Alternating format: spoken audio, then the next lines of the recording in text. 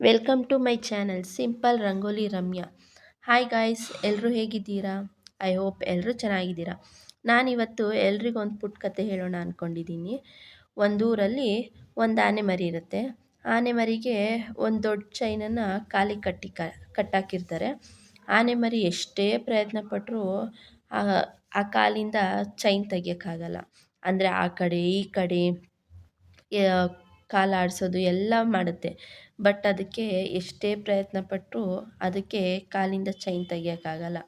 ಆವಾಗ ಆನೆ ಮರಿ ಅಂದ್ಕೊಳುತ್ತೆ, ಓ ನನ್ನ ಕೈಯಲ್ಲಿದು ತೆಗಿಯೋಕ್ಕಾಗಲ್ಲ ಅಂತ ಮೈಂಡ್ಸೆಟ್ ಇಟ್ಕೊಂಡ್ಬಿಟ್ಟಿರುತ್ತೆ.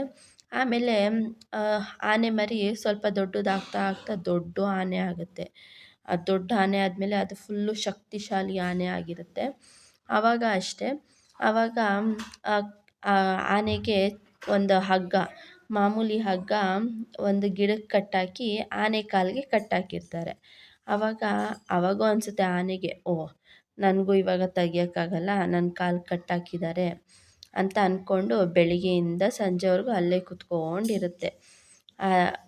ಕುತ್ಕೊಂಡಿರುತ್ತೆ. ಆನೆಗೆ ಎಷ್ಟು ಪ್ರಯತ್ನ ಮಾಡಿದರೆ ಆರಾಮಾಗಿ ತೆಗಿಬೋದಿತ್ತು. ಬಟ್ ಅದು ಆಗಲಿಲ್ಲ. ಅದರ ಮೈಂಡ್ಸೆಟ್ ಏನು ಅಂದ್ಕೊಂಡಿರುತ್ತೆ, ನನಗಾಗಲ್ಲ ಅಂತ. ಅದಕ್ಕೆ ಫ್ರೆಂಡ್ಸ್ ಹೇಳೋದು, ಆಗಲ್ಲ ಅಂದ್ಕೊಂಡಿದ್ರೆ ಏನೂ ಆಗಲ್ಲ. ನಾವು ಮನಸ್ಸಿಕ್ಕಿ ಪ್ರಯತ್ನ ಮಾಡಿದ್ರೆ ಎಲ್ಲವೂ ಸಹ ಆಗುತ್ತೆ ಅಂತ ಈ ಸಣ್ಣ ಒಂದು ಪುಟ್ಟ ಕಥೆಯಿಂದ ನಾವು ಅರ್ಥ ಮಾಡ್ಕೊಬೋದು.